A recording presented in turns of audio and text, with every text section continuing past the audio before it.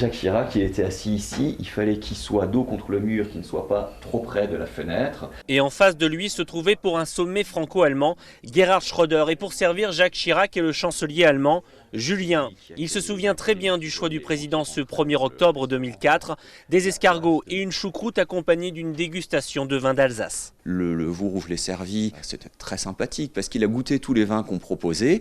Ça se finissait par « ce vin est excellent, mais servez-moi une bière ». Pour lui, on avait un peu de Corona au frais. Car Jacques Chirac, depuis les années 60, avait ses habitudes dans cette Windstube.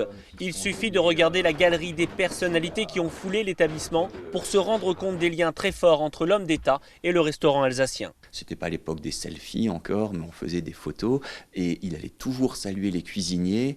Il sortait pas d'un endroit sans avoir salué tout le monde. Boris Helfrich et Helmut Kohl ont été conviés chez Yvonne par le président français. Des invités prestigieux qui ont fait la renommée du restaurant grâce à Jacques Chirac.